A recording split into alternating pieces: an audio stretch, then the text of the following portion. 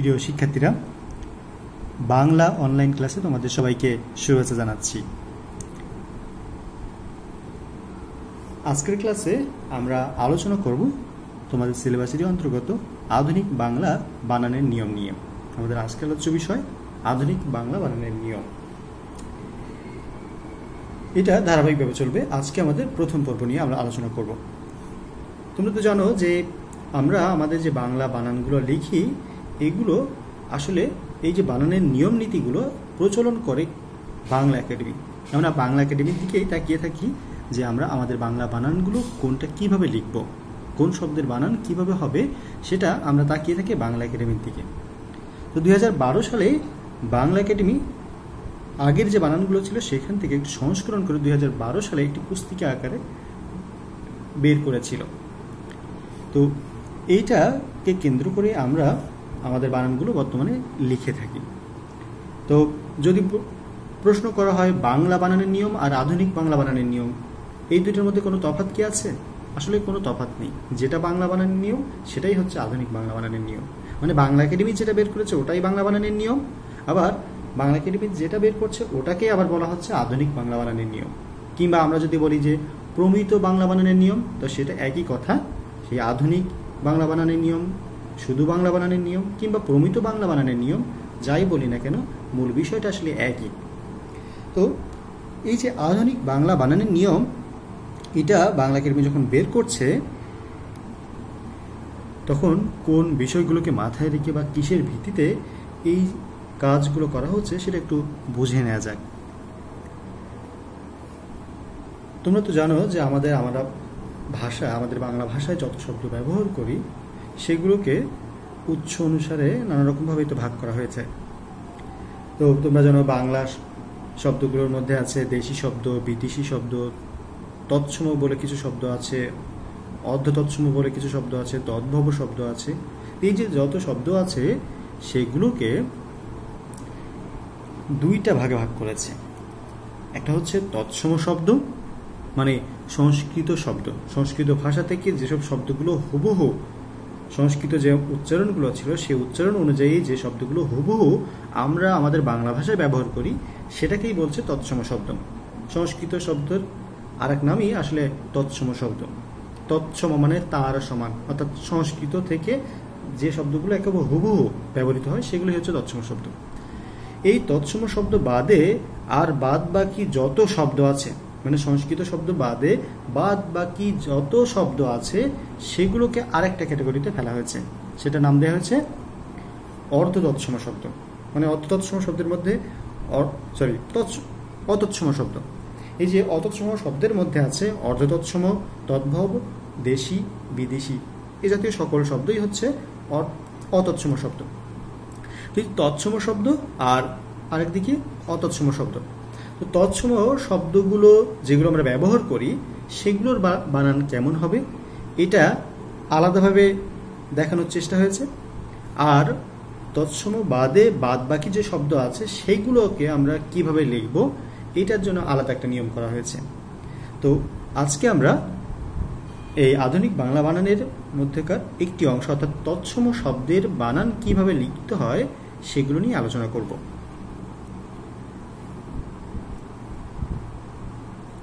তৎসম শব্দের বানানের নিয়মের ক্ষেত্রে প্রথমেই বাংলা একাডেমি বলতে চেয়েছে বা বাংলা একাডেমি থেকে বলা হচ্ছে যে এই যে নিয়মগুলো দেখানো হবে এই নিয়মগুলোর বাইরে যত অন্য যে শব্দগুলো ছিল আগে যেমনভাবে লেখা হতো সেটা তেমনই হবে। যেমনটা বলা হচ্ছে কি যে এই নিয়মে বর্ণিত ব্যতিক্রম ছাড়া তৎসম বা সংস্কৃত শব্দের নির্দিষ্ট বানান অপরিবর্তিত থাকবে। তার মানে আমরা এখন যে নিয়মগুলো নিয়ে আলোচনা করব এই নিয়মের বাইরে অন্য যেসব নিয়মকানুনের অন্য যেসব শব্দ আছে বা আগে থেকে ছিল সেগুলো যেভাবে লেখা হতো ওটা তেমনই থাকবে। 2 নম্বর নিয়মের ক্ষেত্রে কি বলছে যেসব তৎসম শব্দে রস্ই দীর্ঘ ই কিংবা রস্উ দীর্ঘ উ উভয়ই শুদ্ধ, কেবল সেসব শব্দের ক্ষেত্রেই রস্যি এবং রস্উ কিংবা তাদের কার চিহ্ন ব্যবহৃত হবে। মানেটা কি? মানেটা হলো এরকম যে ধরো কিছু কিছু শব্দ, আচ্ছা এখানে আরেকটা ব্যাপার বলে নেওয়া দরকার যে এই শব্দগুলোর বানান আসলে কোনটাকে অনুসরণ করে লেখা হয়। আমরা তো জানি যে আমরা যেভাবে যেটা উচ্চারণ করি সেই উচ্চারিত রূপটাই লিখিত আকার দেয়া হয়। তো এই যে উচ্চারণের ক্ষেত্রে যখন আমরা এখানে খেয়াল করো, এখানে কিন্তু দুইটা ই, আবার এখানে দুইটা উ। এই যে ই, দুইটা ই হচ্ছে, একটা হচ্ছে রস ই আর একটা হলো দীর্ঘ ই। রস ই মানে হলো সংক্ষিপ্ত ই, মানে ইকারটা যেখানে একটু সংক্ষেপে উচ্চারিত হয় সেটাই হচ্ছে রস ই। আর যেখানে ইকারটার উচ্চারণ একটু দীর্ঘ হয়, আমরা একটু লম্বা করে শ্বাস নিয়ে একটু উচ্চারণ করি, সেখানে হচ্ছে দীর্ঘ ই। এখন একটা ব্যাপার হলো যে আমাদের ভাষায়, আমরা যদি আমাদের ভাষা দিকে তাকাই তাহলে সাধারণত এই দীর্ঘ ইকারের উচ্চারণটা তেমন নেই, খুব কম শব্দে এটা দেখা যায়। এই উ এর ক্ষেত্রেও একই রকম, আমরা সাধারণত উকার দিয়েই বেশি শব্দ উচ্চারণ করে থাকি, দীর্ঘ উকার দিয়ে উচ্চারিত যে শব্দ সেটা খুবই কম। তো বলছে কি, যেসব শব্দের ক্ষেত্রে এরকম রস ই এবং দীর্ঘ ই উভয়ই শুদ্ধ, মানে এটাও চলে, এটাও আমরা উচ্চারণ করি, আর দীর্ঘ ই এটাও উচ্চারণ করি। তো এই যে দুইটাই যেখানে শুদ্ধ, বলছে সেসব ক্ষেত্রে কি হবে, সেসব ক্ষেত্রে কি আমরা ওই রকম দুইটাই চালিয়ে যাব, নাকি এখান থেকে যে কোনো একটা বাদ দেব, একটা রাখবো। তো সেই সিদ্ধান্তের সারসংক্ষেপ টানছে এরকম যে এখানে শুধু এখন থেকে যেখানে এই রশ্মি এবং দীর্ঘ ই উভয়ই শুদ্ধ, সেখানে এখন থেকে শুধু রশ্মিটাই ব্যবহৃত হবে। মানে রশ্মি দীর্ঘ এর মধ্যে রশ্মিকার ব্যবহৃত হবে, আর দীর্ঘ ইকারটা ব্যবহৃত হবে না। কোন ক্ষেত্রে? যেখানে রশ্মি এবং দীর্ঘ ই উভয়ই শুদ্ধ, মানে দুইটাই চলে, দুইটাই যেখানে শুদ্ধ সেখানে এখন থেকে একটা রাখবো আর একটা বাদ দিয়ে দেবো, মানে এই দীর্ঘ ইটা আর রাখবো না। কিন্তু এবার যদি প্রশ্ন করা হয় যে যেখানে শুধু দীর্ঘ ইকারই উচ্চারণ ছিল, রস্যিকারের কোনো উচ্চারণ নেই, সেখানে কি আমরা এই রস্যিকার লিখবো এখন থেকে? উত্তর হচ্ছে না। আমরা যেটা শুধু দীর্ঘ ইকার দিয়ে উচ্চারিত হতো সেটা দীর্ঘ ইকারই থাকবে, ওখানে কোনো পরিবর্তন নেই। এই যেমনটা বলা হচ্ছে, এই যে নিয়মে বর্ণিত ব্যতিক্রম ছাড়া তৎসম বা সংস্কৃত শব্দের নির্দিষ্ট বানান অপরিবর্তিত থাকবে। মানে যেখানে মনে করো আগে থেকে দীর্ঘ ইকারের উচ্চারণটাই ছিল, দীর্ঘ ইকার লেখা হতো সবসময়, সেটা থাকবে, তার কোনো পরিবর্তন করা যাবে না। রস্যু এবং দীর্ঘ এখানেও ঠিক একই রকম কথাই বলা হচ্ছে। ওই যে রস্যু দীর্ঘ যদি উভয়ই শুদ্ধ হয়, সেক্ষেত্রে এখন থেকে শুধু এই রস্যুটাই লেখা হবে, দীর্ঘ উটা আর লেখা হবে না। রস্যু এটা লেখা যাবে, কিংবা তার কার চিহ্ন, এই যে এই কার চিহ্নটা আমরা ব্যবহার করতে পারবো। আমরা একটা উদাহরণ দেখি। উদাহরণ কি বলা হচ্ছে, ধরো কিংবদন্তি, এই শব্দটা কিংবদন্তি, কিংবদন্তি, খেয়াল করো দুইটাই আসলে আমাদের উচ্চারণের দিক থেকে যদি আমরা বিচার করি তাহলে দুইটাই শুদ্ধ। কিন্তু বাংলা একাডেমি এখন কি বলছে যে বাংলা একাডেমির জায়গা বাদ দিয়ে আমরা এবার নিজেরা একটু চিন্তা করি, এই যে নিয়মটা আমরা একটু করলাম সেখান থেকে একটু উদাহরণের সাথে মিলিয়ে দেখার চেষ্টা করি। এখানে খেয়াল করে বলছে যেসব তৎসম শব্দে রস্যি দীর্ঘই উভয়ই শুদ্ধ, রস্যই বা দীর্ঘই উভয়ই শুদ্ধ, সেক্ষেত্রে আমরা কি করছি, বলছে সেক্ষেত্রে রস্যিকার ব্যবহৃত হবে, রস্যিকার বা তার কার চিহ্নটুকু হবে। তাহলে এখানে এবার খেয়াল করো কি কি আছে, কিংবদন্তি বানানে এখানে রস্যিকার দিয়ে লেখা হয়েছে, আবার এখানে দীর্ঘিকার দিয়ে লেখা হয়েছে। আমরা কোনটাকে নেব? এই যে রস্যিকার দিয়ে এটাকে আমরা ব্যবহার করবো এখন থেকে, এই দীর্ঘিকার দিয়ে আমরা আর লিখবো না, এটাই বলা হচ্ছে এই নিয়মটাতে। আর একটা উদাহরণ দেখি। মনে করো লেখা হলো যে পদবী আর পদবী, এটা এখানে দুইটাই আসলে প্রচলিত, দুইটাই শুদ্ধ, কিন্তু বাংলা একাডেমি বলছে আমরা দুইটা এখন থেকে একসাথে আর চালাবো না, যে কোনো একটা রাখবো। কোনটা রাখবো? এই যে রস্যিকার দিয়ে লেখা যেটা, এটাই ব্যবহার করব, এটাই রাখবো। এই পদবী বানানোর ক্ষেত্রে দীর্ঘ ইকার দিয়ে আর লিখবো না। এবার আমরা আরেকটা নিয়মের দিক প্রবেশ করি।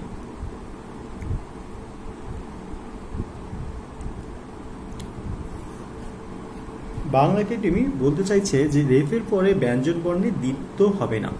দ্বিত্ব মানে হচ্ছে দুইবার উচ্চারণ। রেফ যেখানে মানে শব্দের মধ্যে যেখানে আমরা আমাদের বানানের ক্ষেত্রে যেখানে রেফ লিখবো, ঠিক রেফের পরপরই যে ব্যঞ্জন বর্ণ থাকবে সেই ব্যঞ্জন বর্ণের দুইবার উচ্চারণ হবে না। আমরা সাধারণত অনেক জায়গায় দুইবার উচ্চারণ দেখে থাকি বা লিখেও থাকি, বলছে সেটা আর হবে না। উদাহরণ দেখি। উদাহরণে বলা হচ্ছে, দেখো, অর্জন। অর্জন শব্দের বানানটা একসময় এরকম ভাবে লেখা হতো, এই যে এবার খেয়াল করো তো, এখানে কোন ধ্বনিটা আগে উচ্চারণ হচ্ছে? এই যে বর্গীয় জয়ের ডাবল, তারপরে আবার এখানে রেফ আছে, কিন্তু এর মধ্যে উচ্চারণ হচ্ছে কোনটা? খেয়াল করো, অর্জন। তাইলে অ এর পরে কিন্তু র এর উচ্চারণ হচ্ছে নাকি বর্গীয় জয়ের উচ্চারণ হচ্ছে? একটু খেয়াল করো, অর্জন, অ এর পরে কি র এর উচ্চারণ হচ্ছে না? তাইলে তার মানে র মানে রেফ। এই যে রেফ, এই ধ্বনির পরে কিন্তু বর্গীয় জয়ের উচ্চারণ হচ্ছে। বর্গীয় জয় হচ্ছে একটা ব্যঞ্জন ধ্বনি, তোমরা তো জানো, ক থেকে বাদ বাকি যেগুলো আছে সেগুলো তো ব্যঞ্জন ধ্বনি, আর স্বরধ্বনি হচ্ছে অ, আর হ্রস্ব দীর্ঘ, এইগুলো তো স্বরধ্বনি। এই যে যেহেতু এখানে রেফ, এই রেফের পরে ব্যঞ্জন বর্ণ আছে, বলছে ব্যঞ্জন বর্ণের কি হবে না? দ্বিত্ব হবে না, মানে দুইবার উচ্চারণ হবে না। এখন বর্গীয় জয়ের উচ্চারণ এখানে কি দুইবার আছে না? এরকমটা করা যাবে না, তার মানে যেমন একবার উচ্চারণ করতে হবে। অর্থাৎ অর্জন বানানটা তাহলে এখন থেকে এরকম লেখা হবে, অর্জন। বর্গীয় জ এখানে একবারই উচ্চারণ হবে, দুইবার হবে না। আমরা আর একটা উদাহরণ দেখি, বলছে কার্তিক। আমরা অনেক সময় আমাদের বাংলা মাসের নামের ক্ষেত্রে কার্তিক বানানটা হয়, একসময় এমনটা দেখতাম। এই যে কার্তিক বানানের ক্ষেত্রে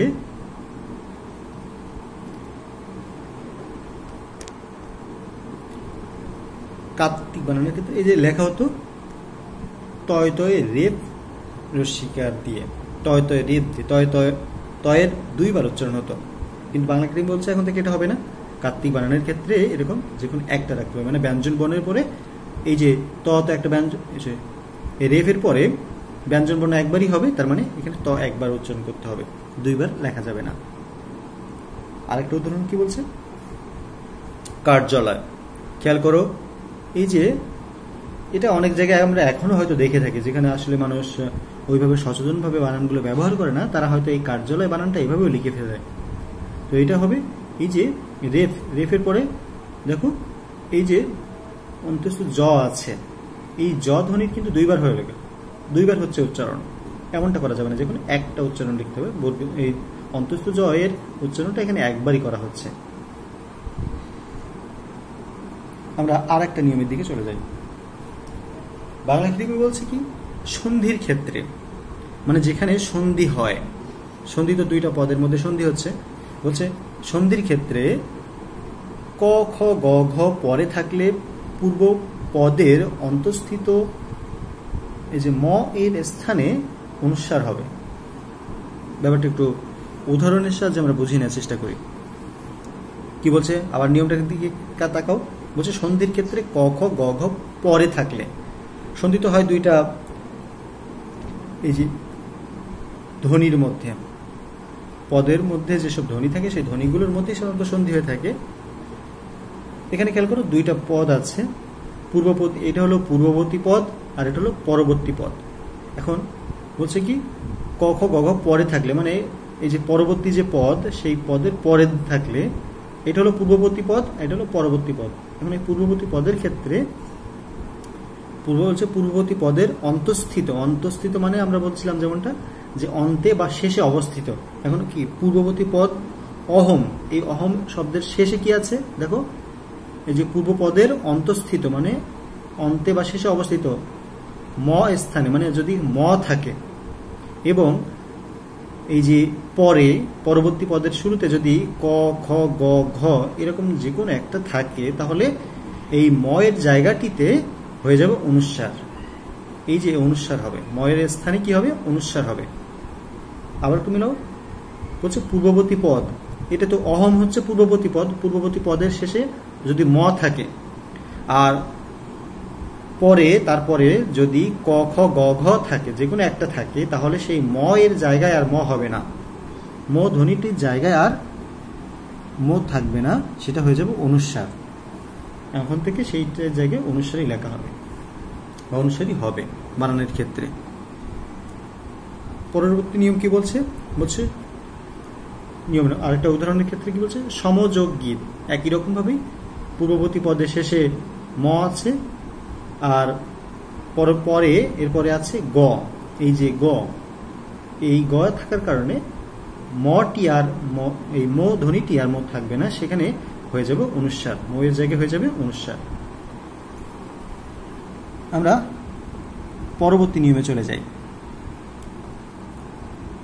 পরে বলছে সংস্কৃত ইন প্রত্যয়ন্ত শব্দের দীর্ঘ ইকারান্ত রূপ সমাসবদ্ধ হলে সংস্কৃত ব্যাকরণের নিয়ম অনুযায়ী সেগুলোতে রস ইকার হবে। এটা একটু উদাহরণের সাহায্যে আমরা বোঝার চেষ্টা করি। বলছে সংস্কৃত ইন প্রত্যয়ন্ত শব্দ, ইন প্রত্যয়ন্ত মানে হচ্ছে ইন থেকে সাধারণত ইকারের উচ্চারণ আসে, ইন প্রত্যয়ন্ত, এটা সংস্কৃত ব্যাকরণের নিয়ম অনুযায়ী ইন প্রত্যয়ন্ত মানে প্রত্যয়টা সাধারণত জানো তোমরা যে শব্দের শেষে যে সকল শব্দাংশ যুক্ত হয় সেটাই হলো প্রত্যয়। সংস্কৃত শব্দ মানে যে কোনো শব্দের শেষে যে নতুন শব্দাংশ যুক্ত হয় সেটুকুই বলছে একটা প্রত্যয়। এখন এই যে ইন প্রত্যয়ন্ত মানে হচ্ছে ইন প্রত্যয়ন্ত, ইন প্রত্যয় থেকে সাধারণত নতুন করে হয় ই। তো এই যে সংস্কৃত ইন প্রত্যয়ন্ত মানে অন্ত মানে তো জানো শেষ, যে সংস্কৃত যেসব শব্দের শেষে ইন প্রত্যয়ন্ত থাকে মানে ই থাকে, সেসব শব্দের সেই দীর্ঘ ইকারান্ত রূপ যখন সমাসবদ্ধ হয়ে যায় তখন সেগুলোতে রসিকার হবে, মানে দীর্ঘ ইকারটা দীর্ঘ ইকার থাকে না, শেষ পর্যন্ত সেটা রসিকার হয়ে যায়। একটু উদাহরণের সাহায্যে আমরা দেখি। ধরো গুণ, একটা শব্দ ছিল গুণ, এর সঙ্গে যদি আমি যোগ করি ইন তাহলে হয়ে যায় গুণী। গুণ যোগ ইন সমান গুণী, মানে গুণ শব্দের সঙ্গে ইন প্রত্যয় যোগ করলে হয়ে যায় গুণী। এখন গুণী বানানে দীর্ঘ ইকার, এই যে শব্দের ক্ষেত্রে দেখো দীর্ঘ ইকারান্ত, এখন সেই দীর্ঘ ইকারটি শেষ পর্যন্ত আর দীর্ঘ ইকার থাকবে না যদি সেটা অন্য মানে সমাসবদ্ধ হয়ে যায়। যেমন গুণী যে জন সমান সমান গুণীজন, এই শব্দটা তো সমাসবদ্ধ শব্দ গুণীজন। এখন এই সমাসবদ্ধ শব্দের ক্ষেত্রে এই যে ইকারটি দীর্ঘ ইকারটি আর থাকবে না, সেক্ষেত্রে হয়ে যাবে রস ইকার।